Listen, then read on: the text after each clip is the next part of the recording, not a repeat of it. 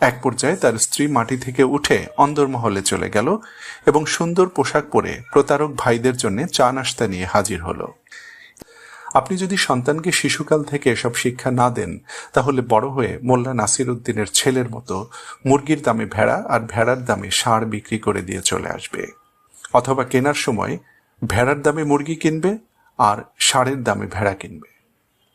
মোল্লা নাসির উদ্দিন ছিলেন একজন মধ্যযুগীয় সুফি সাধক, যিনি তার হাস্যরসাত্মক চরিত্রের কারণে সুপরিচিত। মধ্যযুগে আনুমানিক ত্রয়োদশ শতকে সেলজুক শাসনামলে ইরানের বৃহত্তর খোরাসান অঞ্চলে তিনি বসবাস করতেন। তিনি জনপ্রিয় দার্শনিক এবং বিজ্ঞ ব্যক্তি ছিলেন। তার হাস্যরসাত্মক গল্প এবং উক্তিগুলোই তাকে বিখ্যাত করে রেখেছে। মোল্লা নাসির উদ্দিনের আজকের গল্পের মাধ্যমে যে শিক্ষাগুলো পাওয়া যাবে তা আমরা ভিডিওর শেষাংশে সংক্ষেপে বর্ণনা করেছি। কাজেই যারা গল্প না দেখে শুধু শিক্ষাগুলো গ্রহণ করতে চান, তারা টেনে শেষ অংশটি দেখে নিতে পারেন। আর গল্প শুরু করার আগে বলে রাখছি, আমরা এই গল্পের মাধ্যমে খুন খারাপির প্রচার করতে চাইনি। গল্পের প্রয়োজনে খুনের প্রসঙ্গ এসেছে। আমরা বরং এসব ঘটনা থেকে মানবিক কিছু শিক্ষা গ্রহণ করব। সাকসেস চ্যানেলের আজকের ভিডিওতে আপনাদের প্রত্যেককে স্বাগত জানাচ্ছি। আমি আবু মারজান।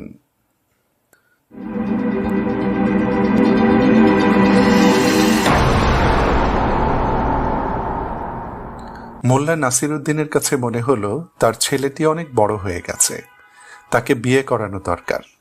সে তার ছেলেকে ডেকে বলল, বাবা, তোমার তো বউ আনা দরকার, কিন্তু আমার হাতে তো টাকা পয়সা নেই। তুমি আমাদের গোয়ালঘর থেকে একটি ভেড়া বাজারে নিয়ে বিক্রি করে দিয়ে এসো, সেই টাকা দিয়ে তোমার বিয়ের আয়োজন করব। ছেলেটি বাজারে গিয়ে হাঁক ছাড়ল, এই যে ভাই, ভেড়া আছে, ভেড়া লাগবে ভেড়া। বাজারে ছিল 3 ঠগ বা প্রতারক ভাই। তারা এসে মোল্লা নাসির উদ্দিনের যুবক ছেলেকে বলল, এটা তো ভেড়া নয়, মোরগ। কিন্তু ছেলেটি বারবার বলতে লাগলো, এটি মোরগ নয়, ভেড়া। কিন্তু 3 ঠগ ভাইও নাছোড়বান্দা, তারাও তাকে চেপে ধরল এই বলে যে এটি মোরগ। শেষ পর্যন্ত প্রতারক ভাইদের জয় হলো এবং তাদের কাছে ভেড়াটিকে মোরগের দামে বিক্রি করে মাত্র 5 দিরহাম নিয়ে ছেলে ঘরে ফিরল। মোল্লা জিজ্ঞেস করল, ভেড়াটি কত দামে বিক্রি করেছ? ছেলেটি বাজারের গোটা ঘটনা পিতাকে খুলে বলল। সে জানালো, বাজারের সকল লোক বলেছে ওটি আসলে ভেড়া নয়, মোরগ, তাই মোরগটি বিক্রি করে 5 দিরহাম নিয়ে এসেছি। মোল্লা মুচকি হাসল। সে পরের দিন তার গোয়ালের সেরা ষাঁড়টি ছেলের হাতে তুলে দিয়ে বলল, এটা বিক্রি করে এসো, তাহলে তোমার বিয়ের খরচ ভালোভাবে উঠে যাবে। যুবক ছেলে ষাঁড় নিয়ে বাজারে গেল। সেই 3 ঠগ ভাই নতুন কোনো শিকারের আশায় বাজারে ঘুরে বেড়াচ্ছিল। দেখল গতকালের শিকারটি আজ আবার আরো বড় উপহার নিয়ে এসেছে। আজ মোল্লা নাসির উদ্দিনের ছেলে হাঁক ছাড়ল, ষাঁড় আছে, তেজি ষাঁড় লাগবে। 3 প্রতারক ভাই সঙ্গে আরো কিছু মানুষ সহ মোল্লার ছেলেকে এসে ধরল এই বলে যে এটা আসলে ষাঁড় নয়, ভেড়া।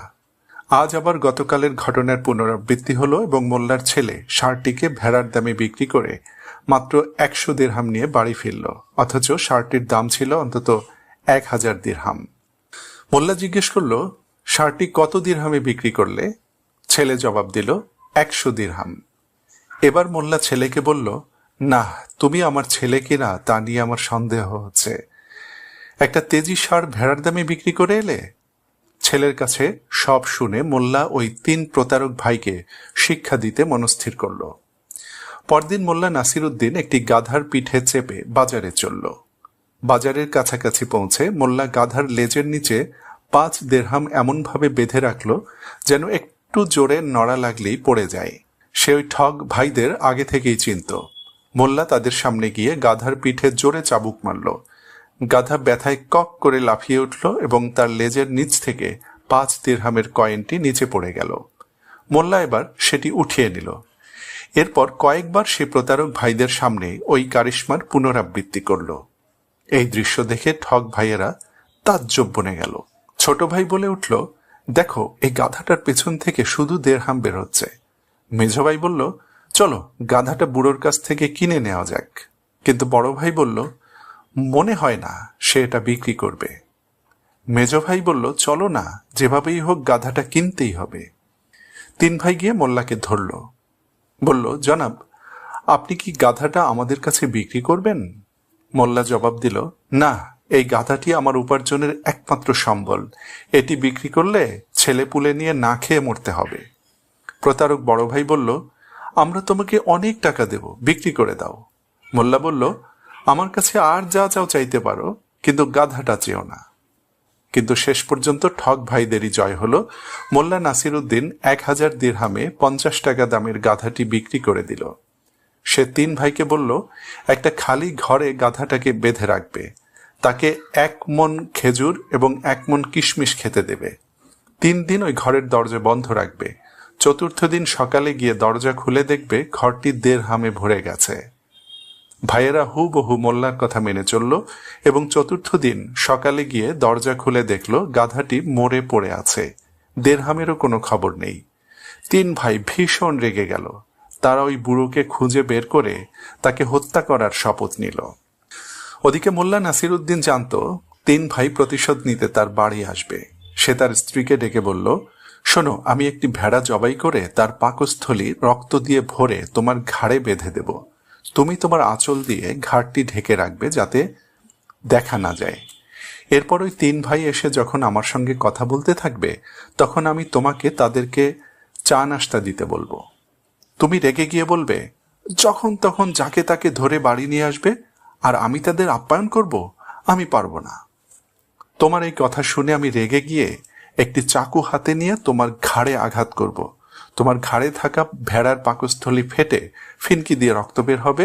তুমি তখন মরার ভান করে মাটিতে পড়ে যাবে। এরপর আমি একটি বই এনে তা পড়ে পড়ে তোমার দিকে ফু দেব। তখন তুমি উঠে ভেতরে গিয়ে রক্তমাখা কাপড় বদলে তাদের জন্য চা নাস্তা নিয়ে আসবে। এই অভিনয়টি ঠিকঠাক মতো করতে পারলে 3 ভাই তাদের স্ত্রীদেরকে হত্যা করবে। ওরা আমার ছেলেকে 2 বার ঠকিয়েছে, আমি প্রতিশোধ না নিয়ে ছাড়ব না। মোল্লার কথা মতো সবকিছু রেডি হওয়ার কিছুক্ষণ পর 3 প্রতারক ভাই এসে গেল। মোল্লা তাদেরকে বৈঠকখানায় বসিয়ে হাঁক ছাড়ল, এই বউ কই গেলা? মেহমানদের জন্য চা নাস্তা নিয়ে এসো। তার স্ত্রী তখন আগের শিখিয়ে দেওয়া বুলি আওড়াতে লাগলো। মোল্লা তখন রেগে মেগে চাকু হাতে নিয়ে তার স্ত্রীর ঘাড়ে আঘাত করল। তার ঘাড় দিয়ে ফিনকি দিয়ে রক্ত ছুটল এবং সে মরে যাওয়ার ভান করল।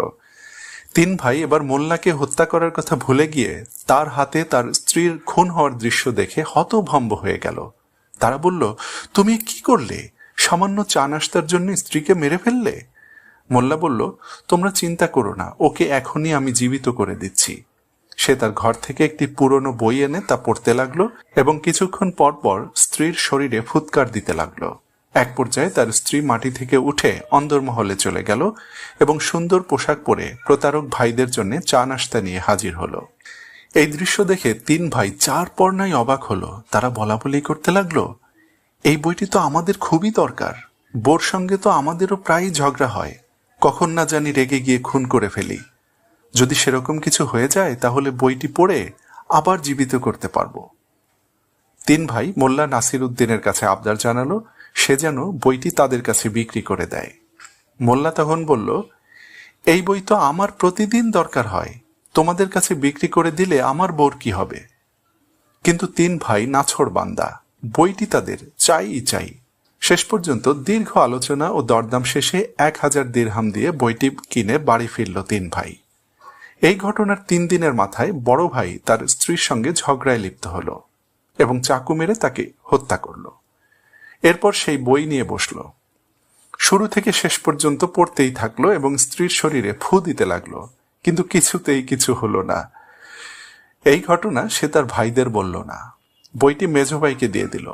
মেজভাই পরদিন একই ঘটনা ঘটালো এবং তার পরদিন ছোট ভাইও তার বউকে হত্যা করলো। ছোট ভাই এবার তার বড় 2 ভাইয়ের কাছে ছুটে গিয়ে বলল, আমি তো আমার বউকে হত্যা করে ফেলেছি, কিন্তু যতই বইটি পড়ছি কাজ হচ্ছে না, বউ তো আর জীবিত হয় না, তোমরা কি করেছ?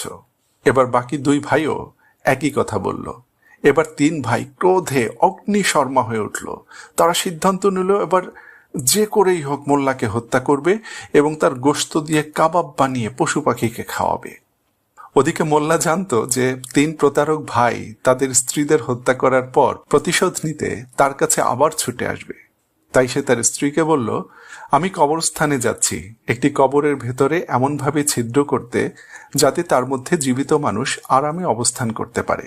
সঙ্গে তলোয়ার নিয়ে যাচ্ছি।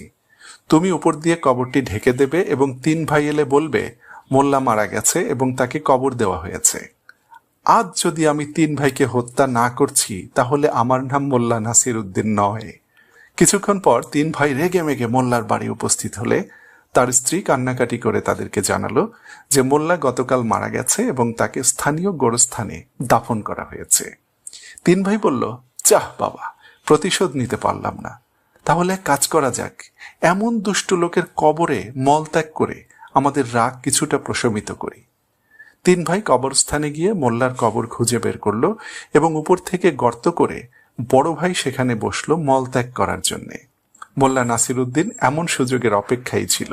সে কবরের ভেতর থেকে বড় ভাইয়ের পশ্চাৎ দেশে তলোয়ার ঢুকিয়ে দিল।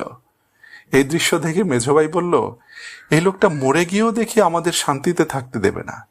হে মোল্লা, তুই আমাদের জীবন ধ্বংস করে দিয়েছিস, আমি আজ তোর পরকালীন জীবন ধ্বংস করে দেব।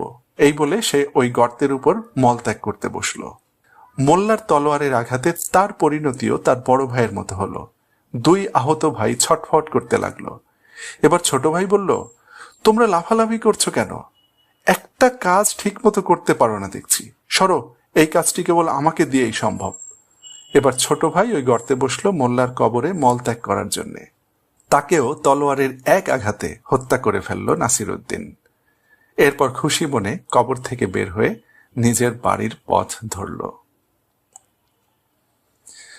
তো বন্ধুরা, গল্প শেষ হলো।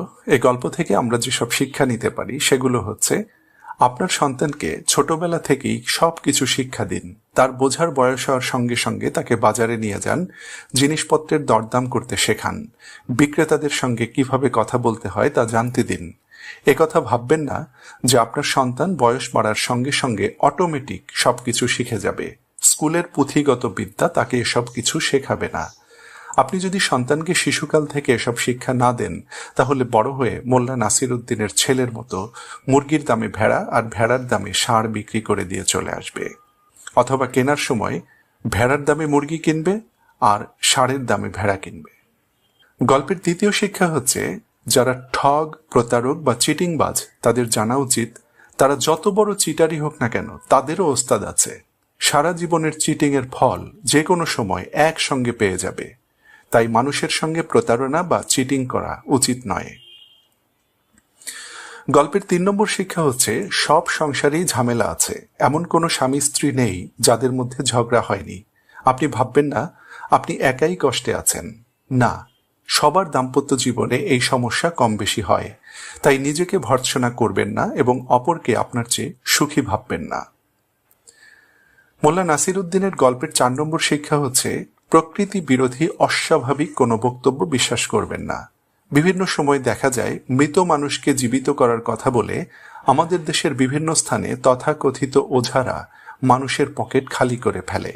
কাজেই স্বাভাবিক নিয়মে যা সম্ভব নয় তা যদি কেউ করে দেওয়ার দাবি করে তাহলে তা বিশ্বাস করবেন না। আর গল্পের 5 নম্বর শিক্ষাটি হচ্ছে, মৃত ব্যক্তির লাশ বা কবরের অবমাননা করতে যাবেন না। ইসলামে মৃত ব্যক্তি যত বড় অপরাধী হোক না কেন তার লাশের বিকৃতি ঘটানোর অনুমতি দেওয়া হয়নি। আর কবরস্থানও প্রতিশোধ নেওয়ার কোনো স্থান নয়।